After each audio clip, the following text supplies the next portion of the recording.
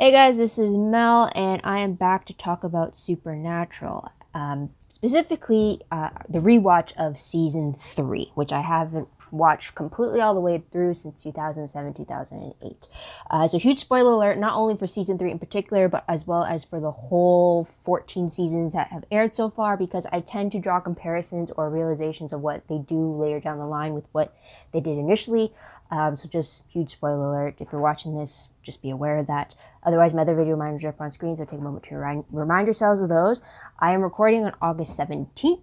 All my shows for the summer have finished their course, so it's pretty much going to be Supernatural for the next few weeks for me until everything starts back up again in October. Otherwise, I'm going to try to do this in 30 minutes. Hopefully, the way I organize this is a little better than before, but let's see. So start the clock. Let's begin with the Season 3 basics. Or before I even go into that, the whole setup is going through the basics of the season, the episodes, and questions, and familiar faces I saw through the series, the evil tallies in regards to Jared and Jensen playing different versions of their character, observations in general, and then quotes. Forgot to mention that. So anyways, Season 3 basics. Like I said before, this first aired between 2007 and 2008. And this was actually during the writer's strike, so that is why we get 16 episodes this season as opposed to the usual 22 episodes. And I watched this over the span of 3 or 4 days. I'm saying 3 to 4 because the season finale was only on one day. I couldn't push it to just 3 days since I'd work the next day. But I didn't realize that until a season 14 interview done with Jensen Ackles, that the whole reason why season 6 and season 13 had 23 episodes was to make up for the fact that season 3 only had 16 episodes instead of 22. And when you kind of think about it, for between season 6 and 13, that extra episode does equate to season 3 technically having a 22, or having them have the episode count that they would have had if they had 22 for all of them up to season 13, if that makes complete sense. And it's kind of why they're able to reason why they only did 20 episodes in season 14. Anyways, let's move on from that. Season 3 premise, by my description, would be that with only 1 year left to live, Dean is determined to live it to the fullest while hunting the demons that escape from hell. Meanwhile, Sam is trying everything he can do to save Dean from going to hell. This is also the first season that we get additional series regular to the cast. That is Katie Cassidy, who plays Ruby, and Lauren Cohan, who plays Bella Talbot. Only these two are only the series regulars for this season only. And we will touch base about them with that. So let's go on with the episodes. Now, as I stated before, as we go further on in the show, I'm less likely to remember episodes by their full title name. And with that said, when I was trying to figure out, okay, what were the 16 episodes, I only got 12 of the 16 correct by their title names. But like, I knew out of the 16 what happened in the episodes. I'll even put a screenshot on screen to show you like my little test of myself.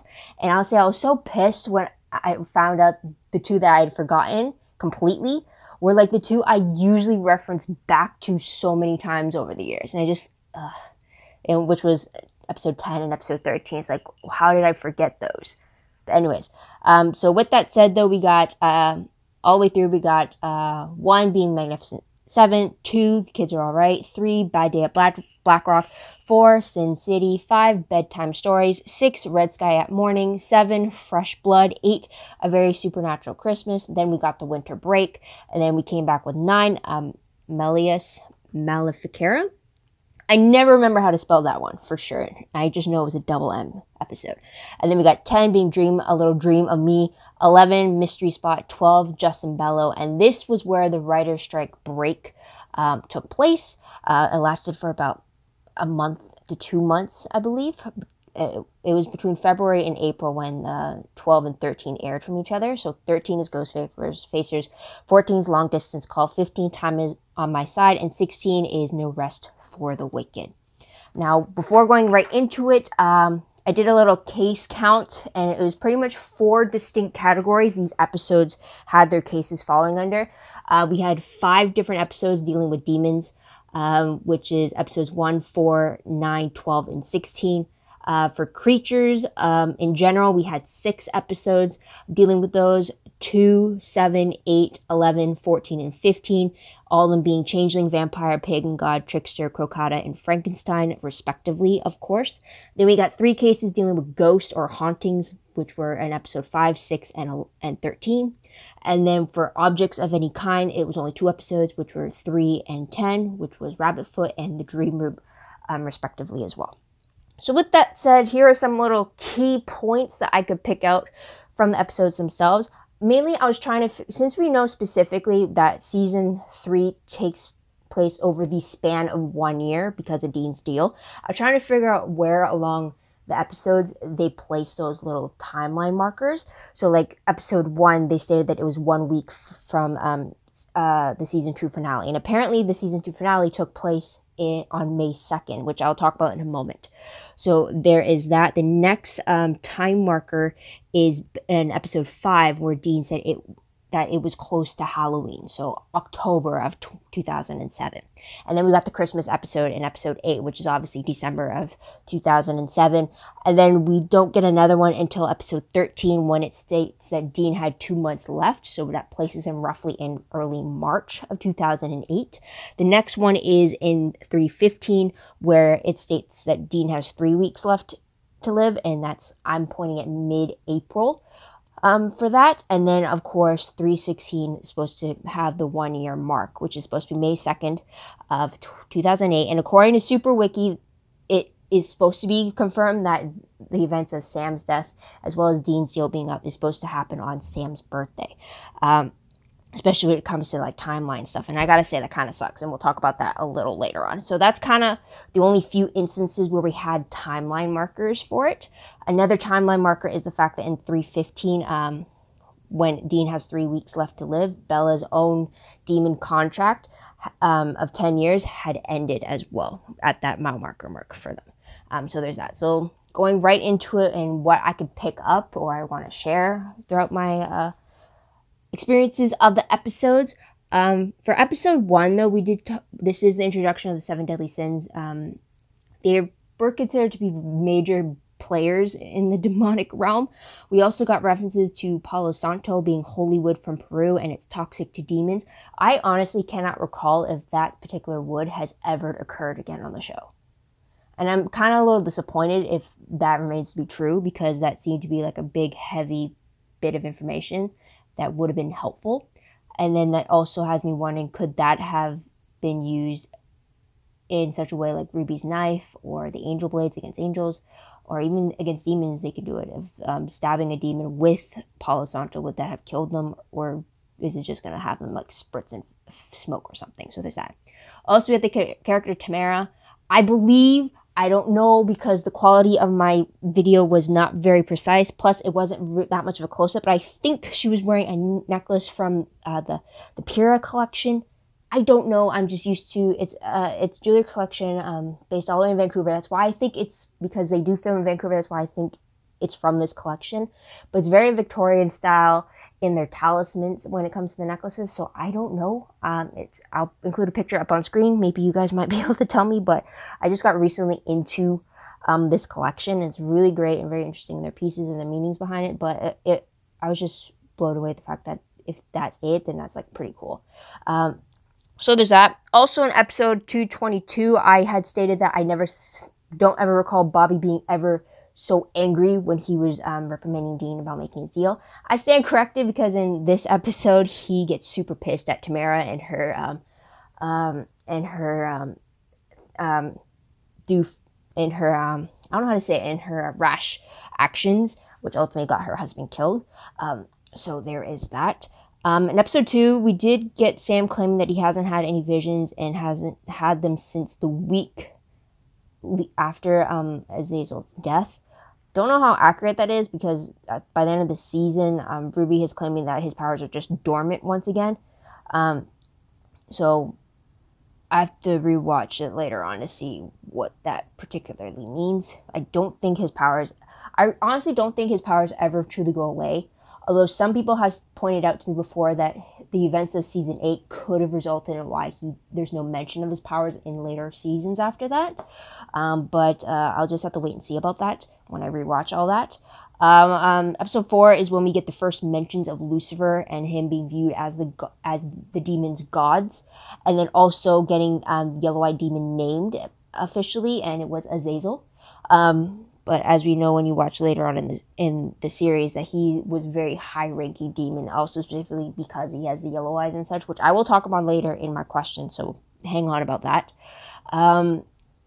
Also, going into episode 10, we do get to see Dean confronting a dream version of demonic Dean and giving a psychoanalysis on Dean. I remember having that confrontation between the two being very heartbreaking, just to see it all laid out like that, and what Dean was kind of going through. That really was a sad thing to realize. But episode 11, this is pretty much the first time we see the brothers doing very mundane things, like waking up, getting ready, grabbing just some simple breakfast without anything pertaining to the case. Yes, it gets repeated so many times that it does eventually get pertaining to the case, but it's just very interesting to see them do those very regular things, because usually for TV shows, we don't see the characters doing these regular things. A lot of the times for these shows, we only get a small snippet of what their lives are like. Well, technically, these characters are still alive in their world doing other things. It's just there's never a so-and-so camera placed on them. I don't know if that makes any sense or anything like that. But I guess it's kind of like the way you could view characters on a TV show as like the people that are part of reality TV shows. They're not going to record every second of that person, and you're not going to see it all. But they're still doing other things. It's not like the moment that the camera's off, they're like frozen and waiting for the camera to be on. You know what I mean? I hope that made sense. But anyways, that's always interesting to see the brothers just doing regular stuff. Episode 12 shows the first appearance of their new tattoos, being the anti-possession flaming pentagram tattoos. So there's that. Episode 13 is where we meet the Ghostfacers officially. This was also meant to be like a backdoor pilot of the Ghostfacers that ended up being 11 episode series in 2010, so a few years later down the line. So there's that. 3:14 had us dealing with a crocata, which is a creature that feeds in a way, and the way they do it is something I had hoped that the Leviathans of season 7 would have been portrayed in their monster form, as opposed to the crappiness we got. But there's that. Episode 15 is really the first time we get a sense of a Frankenstein case before we meet the Stein family back in the tail end of season 10. Episodes 18, 21, and 22, with the whole idea of being kept alive by switching out different body parts in order to preserve the body, essentially. So there's that.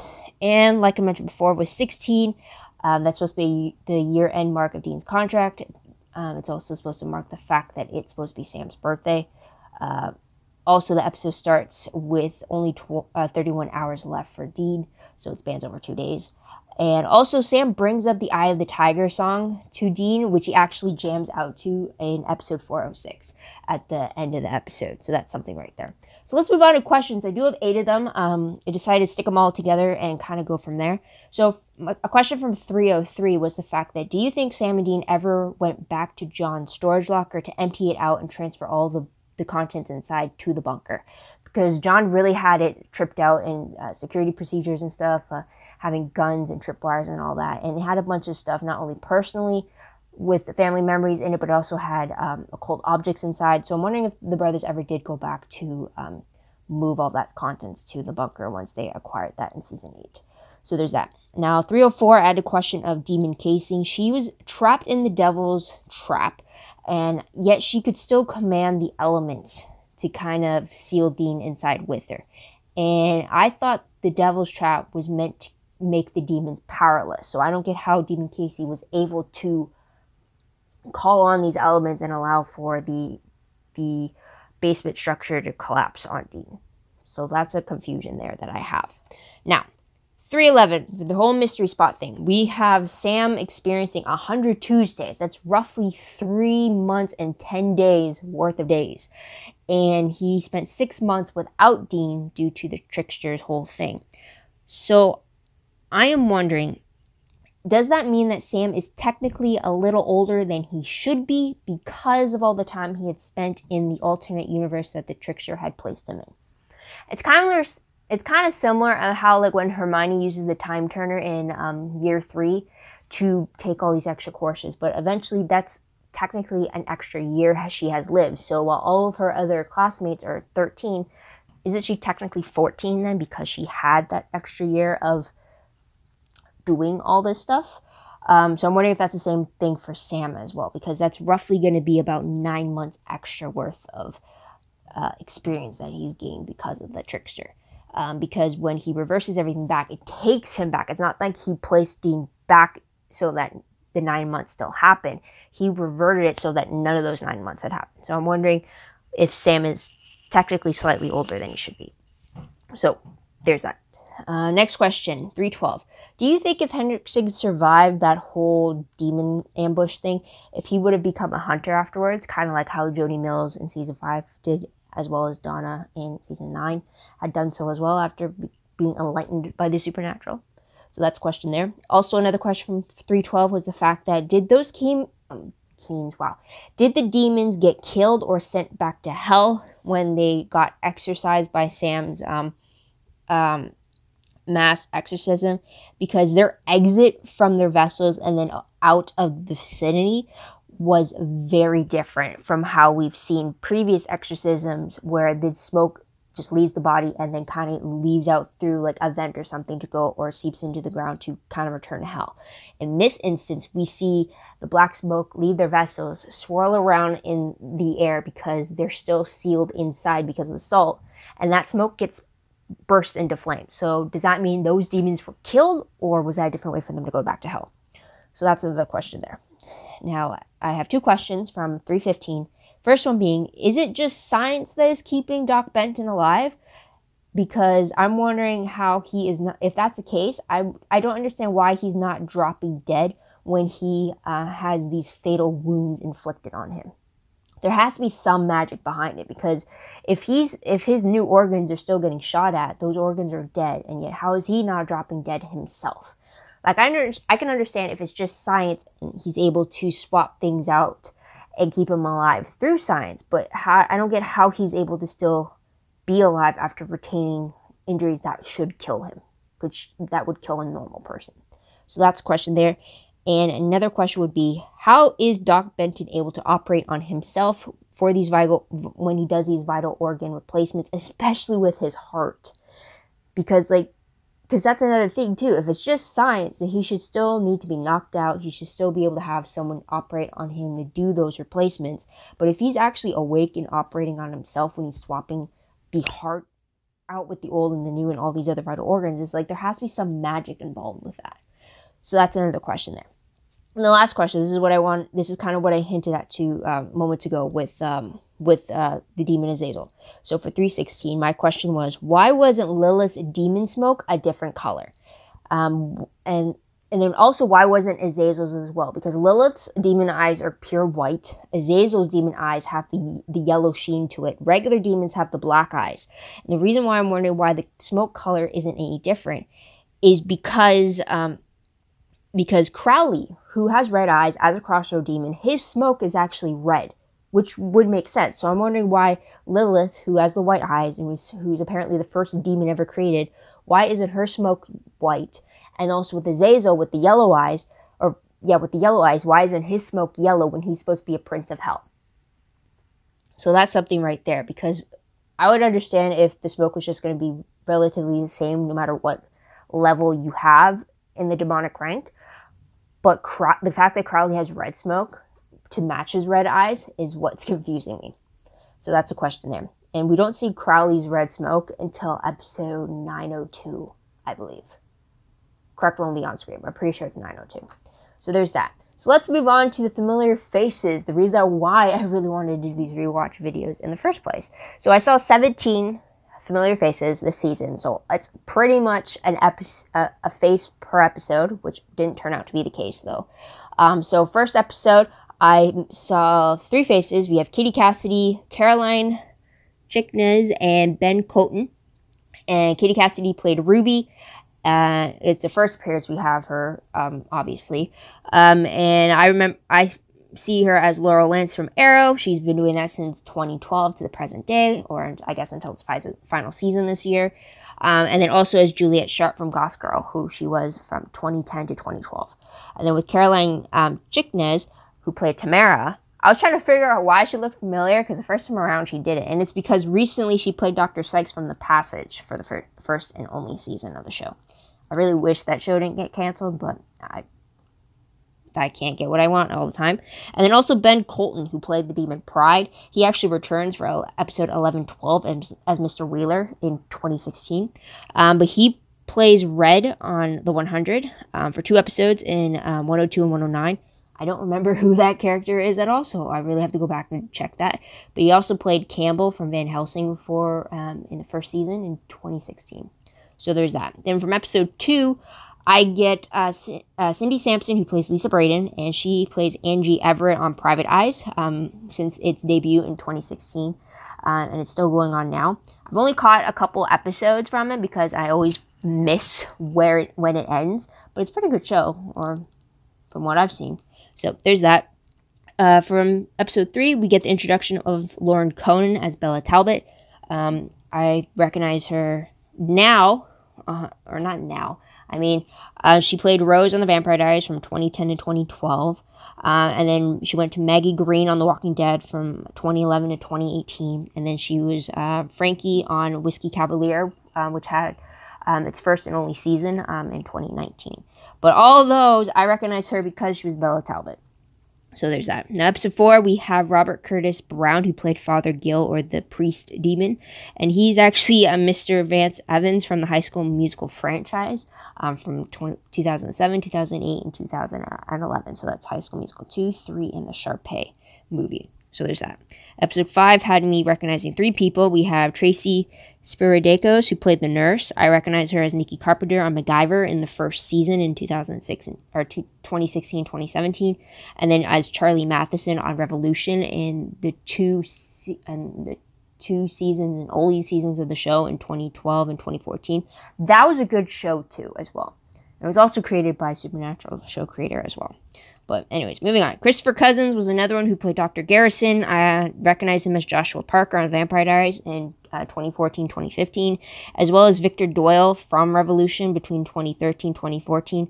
Honestly, I don't remember him as being on Revolution, but it's been so long since I've seen Revolution. So there's that. Also, another one is Sandra McCoy, who played the Crossroads Demon.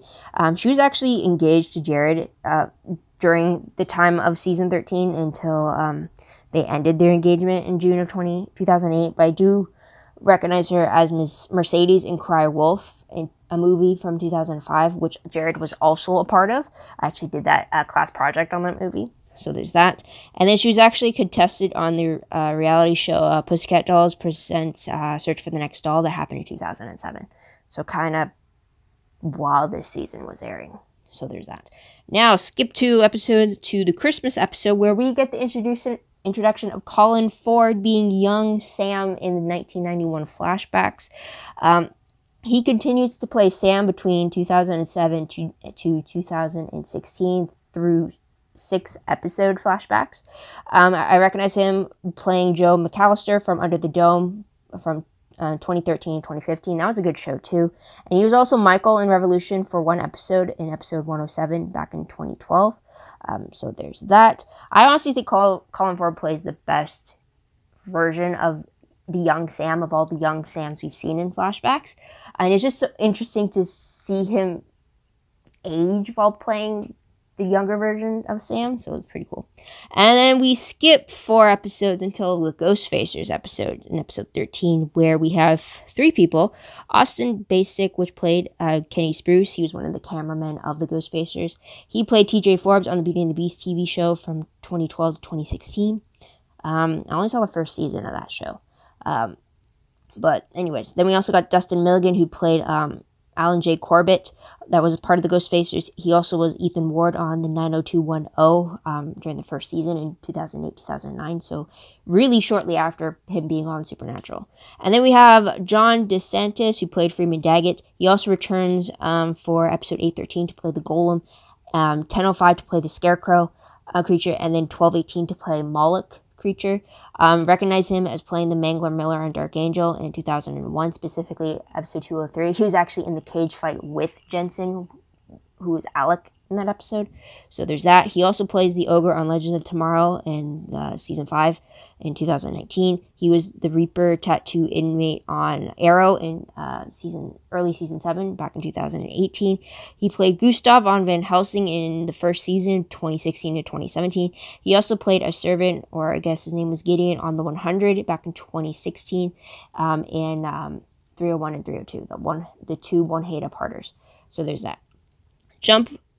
Skip an episode to 315, and I got 3 more people from Time Is on My Side. We got Billy Drago, who played Doc Benton. I recognize him as Barbas, or the Demon of Fear, on Charm, the original Charm. He played him for 7 episodes over the course of 2009 to 2004. We also have Adrian Holmes, who played another demon, the demon that was being interrogated by the brothers. He actually returns to the show in 1303 and 1309 to play James Turner, that is the son of Mercedes, and also the father of Patience, who is part of the Wayward Sisters thing. But he actually plays Frank Pike on Arrow between 2013 and 2018. He did so for 15 episodes, and I honestly don't remember Frank Pike. But I mainly recognize him from just being another character from the show. But I really have to go back and watch Arrow to pick out this Frank Pike character. So there's that. Also, we got Tira Skolby, who played the flashback version of Bella Talbot. She actually returns in 908 as the character Honor. But I recognize her as Madison Danforth on Arrow for episode 402 back in 2015. Now I recognized. And then she was actually Raven from the 2013 film Forever 16, she was playing a teenage vampire. Who I think she partnered up with a cop to infiltrate a school for some drug smuggling thing. But there's that. And the last person I recognized was in 316, and that is Sierra McCormick, who played the kid that Lilith was possessing. She was also 11 when this happened, and she was dang right creepy when she did it. And it's like, kudos to that, but like, wow. But I also recognized her from 2 Disney Channel shows. So Olive Doyle on Ant Farm from 2011. Well, actually, she did both shows between 2011 and 2014. And then she was also Connie Thompson on Jessie. But it was just crazy seeing her play Lilith, and then also seeing her then later on play Olive and Connie. It's just like, wow, that's a huge difference. Anyways, there is that with the familiar faces. So let's get on with the Evil Tallies. So pretty much Evil Tallies is pretty much me considering whenever Jared and Jensen are playing characters other than Sam and Dean, or if it's them playing other characters than their original character. So with Sam so far, he had 4 different instances in the 2 previous seasons. So add that to, I don't know if I should add this or not, because in 316, it could be just a special effects thing, but we do see Dean seeing like a hell vision version of Sam. So I don't know if I want to count that or not, because did Jared have to play so much of that, or was that specifically the special effects people who altered it for that vision thing? So maybe I'll count it. I haven't decided yet. But if I do count it, that would mark 5 for Jared playing other versions than Sam. And then with Dean, so for Jensen, he actually played the dream version of Demon Dean in episode 310. So that gives him a total of 2. And a bonus with John, I'm adding the voice version of him in 314, where it wasn't actually John making those phone calls to Dean, but it was Thor Crocata pretending to be John. So we still got Jeffrey Dean Morgan playing someone else than John. So that is 2 instances for him. So there's that. So let's move on to observations very quickly. Now I actually had this all categorized, so bear with me. First one being the title card. So in this season, we have the supernatural title card being the purple demonic smoke cloud, and the font of the then and now is very similar to like iron rods or iron gates.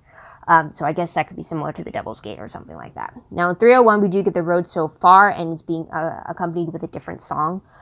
With 308, we get a very special presentation card followed by a supernaturally themed, or not supernaturally themed, a Christmas themed supernatural card. And in 313, we usually get what was unusual in 313 was that we got the usual credits that you would get, like Jared Padalecki, Jensen Ackles, and everyone else who appears in the episode. You get that at the very end of the episode. It's pretty much 38 minutes into it, after the documentary style footage ended for the episode, and then you got like the actual real life character moments for them. That's when the credits started showing, which was the first time they've done that, and I'll talk about that in a moment. And then 316, we do get the usual finale, Road So Far, being accompanied with Carry On Wayward Son. Now, speaking of 313, for the camera work, 313 was the first episode where that had the majority of the episode shown through camera footage, like a documentary style, or through someone else's first person point of view. And then this is done again in episode 804, which I'll probably talk about again when I cover season 8. So there's that. Familiar settings coming into question is 313 once again. I'm wondering if the Morton house looked the same as the squatting house that Sam and Dean were in episode 306, specifically during Dean's moment with Bella when he says, "Don't objectify me." That whole staircase moment had come to mind when the Morton house was being shown. So there's that. So timer's about to go off. I was so close, but let's talk about some name-dropped characters. So we did get another name drop of Mary's uncle. I'm assuming it's Robert Campbell when Sam was going through the list of all of Mary's associates being killed off. And apparently by the demon, it was said in 302. This is also the episode where we first hear the Campbell name, but we don't really get reference to the fact that it is Mary's maiden name. So there's that. Also in 314, one of the brothers had used the FBI cover as Agent Campbell. I think it was Dean, but I'm not sure because whenever they presented, they don't really specify who is who sometimes. So there's that. Another name drop character is Karen Singer, Bobby's dead wife. There is an issue I'd have with her is the fact that they used two different women to play Karen Singer.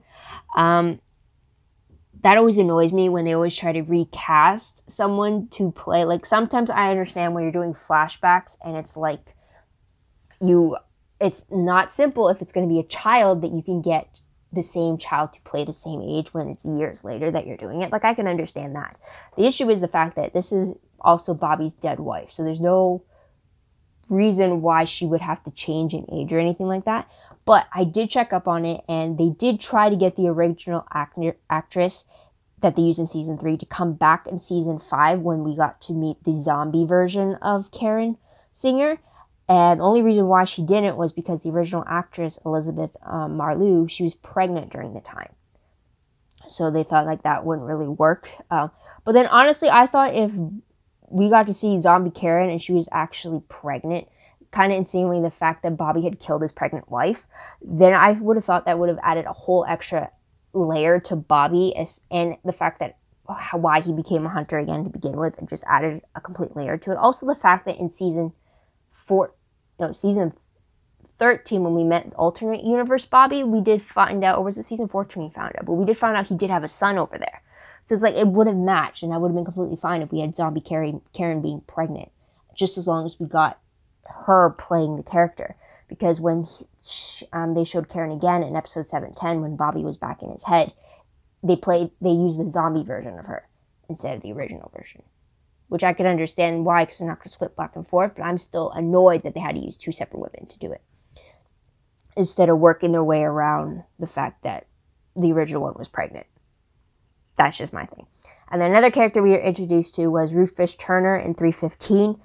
He was a hunter turned hermit, and we find out that Bobby hasn't seen Rufus in 15 years. And we do find out later on that it was Rufus that helped save Bobby from his demon-possessed wife. So Karen's been dead for at least 15 years then, right? So that's something there. And I actually forgot that he was a hermit before he came back into hunting. And I'm trying to remember how he came back into hunting. I guess I'll find out when I rewatch the rest of the show. So there's that. So let's talk about parallels. This is something I really like. And I found 11 different parallels in season 3. So bear with me. First one we got between episode 307 and 102, and that is Dean using himself as bait, or fresh meat as he calls it. You can also kind of parallel it to what he does in episode 619 with Eve when he uses himself as the carrier for the Phoenix Ash. So there's that. Another parallel is 307 verse 605, where we get our hunters being turned into vampires. Spoiler again. But just the fact that both Gordon Walker and Dean get turned into vampires is one thing, but then also to show that Gordon succumbed to the thirst for blood, while Dean did not, and he resisted for as long as he did until he was able to turn back into a human, just proves how much more control Dean has with himself. And this is like putting another notch against Gordon right there. So there's that. Now we have actually a 3-part cross parallel, and that is with 310, 504, and 1410. Specifically when we get Jensen being on screen twice at the same time. In 310, it's Dean versus Demon Dean. In 504, we get 2009 Dean versus 2014 Dean, so future Dean. And then in 1410, we get Dean versus Michael possessing Dean. So that's why it's Jensen twice. So there's that. It's always interesting when it's one actor playing two different characters at the exact same time. It's always pretty cool how they make that work. And also just the planning behind it is pretty cool as well. So that's the parallel there. Another parallel is the fact that for 310 verse episode 1001, 1002, and 1003, and that is just Demon Dean in general. 311 parallels with episode 108 with Dean being in the shower and his love for the shower. So there's that.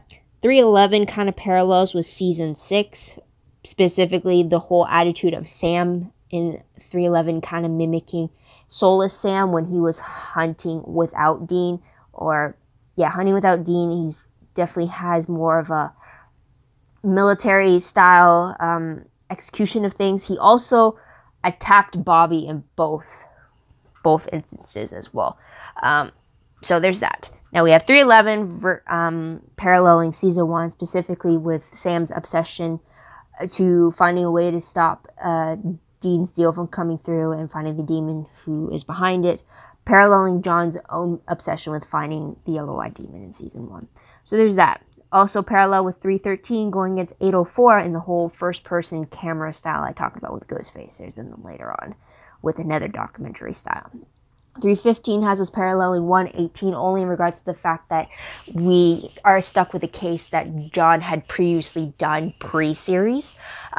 So there's that. 315 against 312 has Dean and Bella sneaking into each other's room while the other calls them while inside. So 315, we have Bella sneaking into the Winchester's room only for Dean to call that room and kind of gloat about the fact that they got away from her, which is similar to what Bella had done to them in 312, where they stormed her room to try to find the cult, only to have her call them in her room and kind of let them know, like, you're going to be distracted for a while, and then the cops stormed in.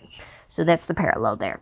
And then lastly, we have 316 paralleling 221 and the fact that Sam and Dean both died for the first time on May 2nd. And if the date is true on Super Wiki, that would mean that they both died on Sam's birthday. So that's something there. We all know that Sam and Dean die multiple times later on in the supernatural world, especially after they find out about angels. But these two episodes mark the first time that the brothers do actually die. So there is that. It's kind of very sad that it's on Sam's birthday too. It's like there's nothing to celebrate now on his birthday.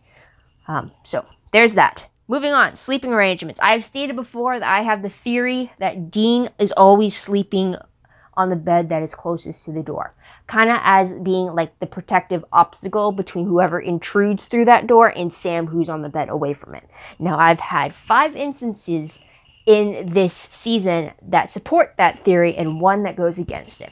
So in 305, we had Sam having to pass Dean's bed in order to leave the room. So that's 1 for Dean. 308, in the 1991 flashback, we do see little Dean sleeping near the door to protect little Sam once again. So that's 2 for Dean.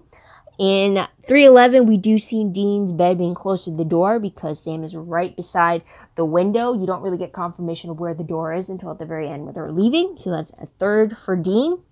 And 314, we get Dean sitting on the bed closest to the door, and we see that. So that's 4 for Dean. Or wait, no, 2. That's 5 for Dean. My bad. And 315 is the one for Sam when he actually is on the bed closest to the door. So that's something there. I'm finding it very interesting every time I'm able to account what their sleeping arrangements are.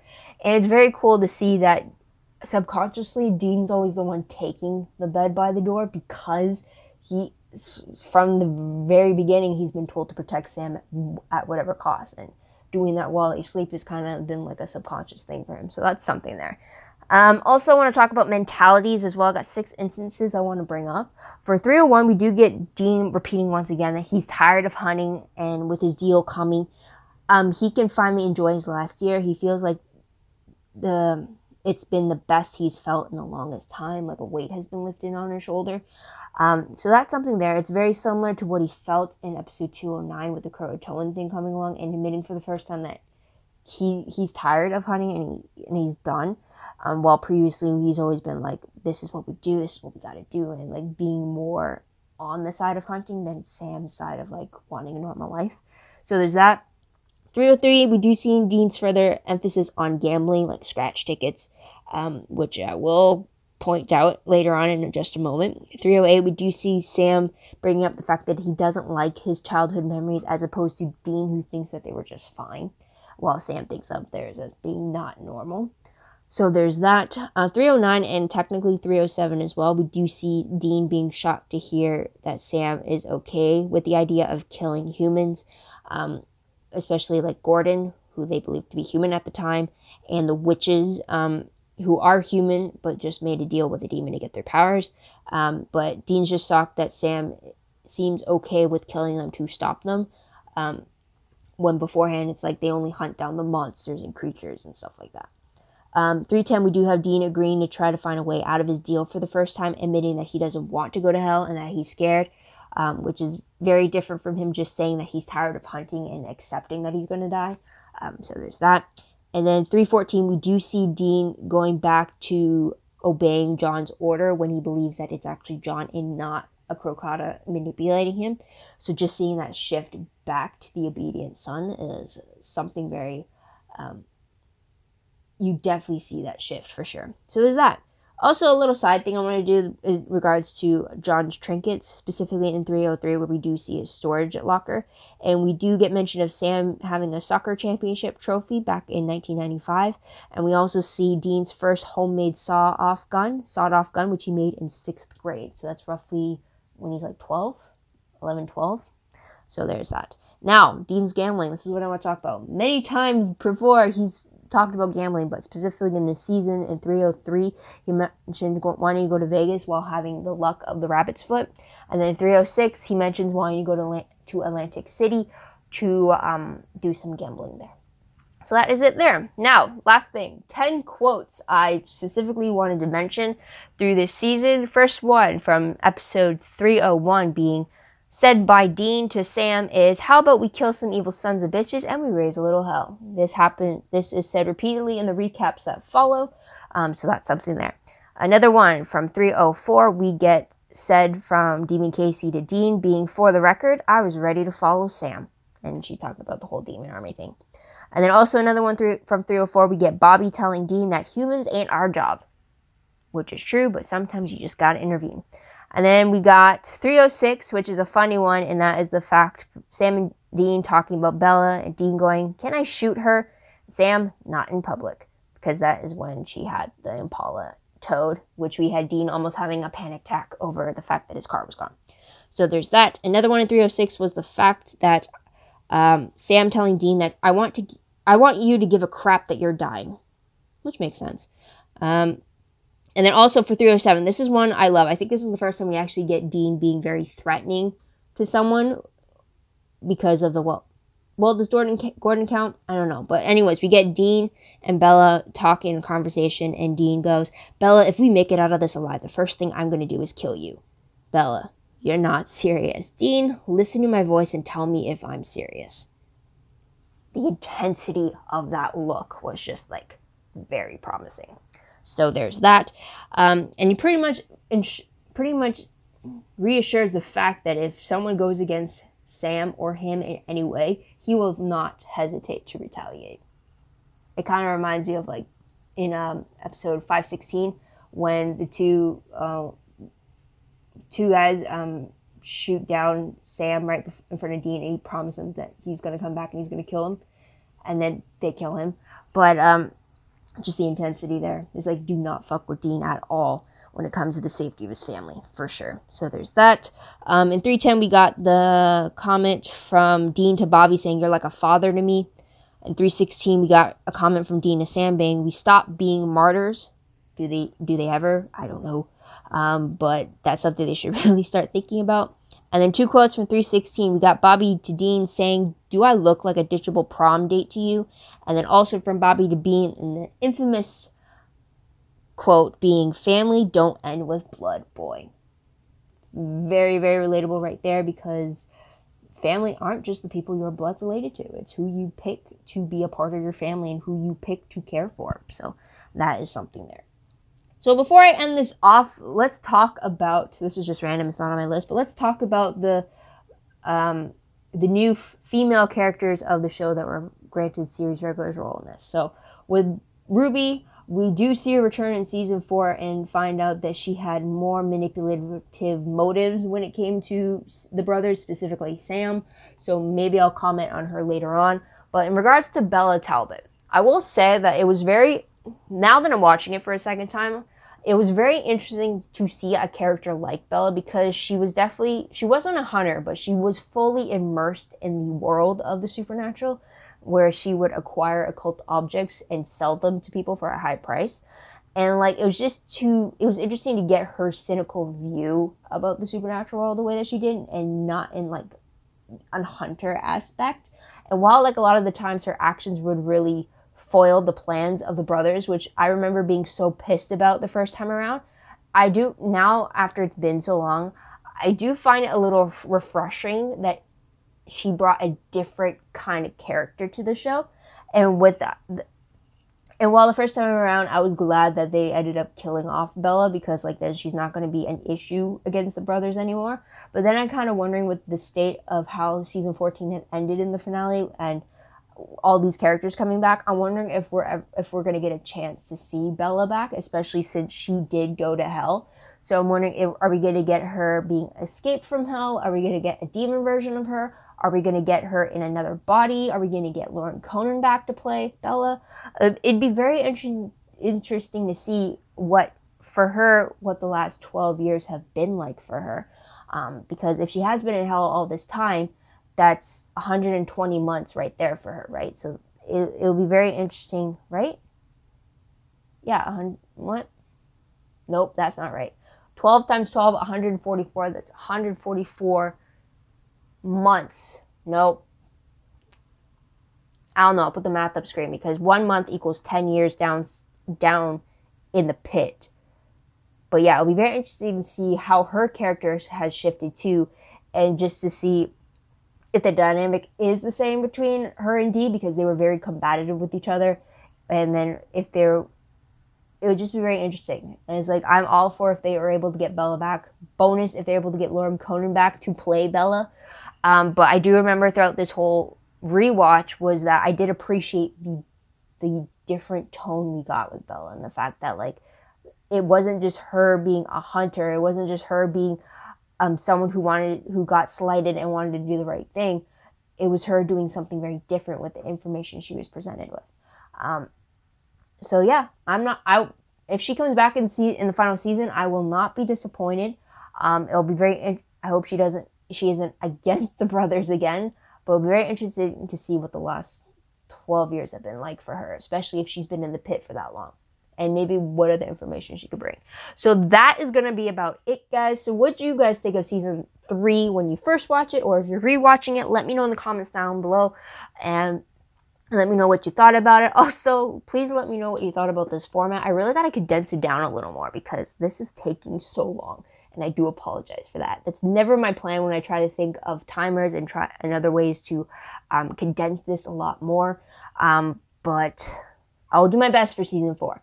But otherwise, comment down below what you thought about the season. Also, don't forget to like this video, subscribe to my channel, and check out my other videos if you haven't done so already. If you want, check out my Tumblr page. The link for that is down below. I read blog promos, web clips, quotes, GIFs, synopses, news, all that good stuff, all found in one place. Go check that out. I am behind. I really got to get back into that very soon. But keep that in mind. WordPress account, link for that is down below. Anything I post online is connected to my WordPress. A little more organized, a little more detailed, but still a work in progress. Once again, I do have to update that too. And also live journal entry account. Link for that is down below. This is where I post my jot noted version of summary versions of the episodes as I watch them for the first time. They started in season 6 onward, but they help me keep things organized. They help me remind me of things that maybe I had forgotten, like minor details when I usually only focus on the bigger things. So that is something there. But otherwise, guys, that's pretty much it. Thank you so much for tuning in. Thank you so much for your patience, especially if you watched the end of this video. I truly appreciate it. It means the world to me. I hope you come back and see what I have to say about season 4 in my rewatch. So until then, guys, this is Mel. Wish you all a great day, great week wherever you are. Bye for now.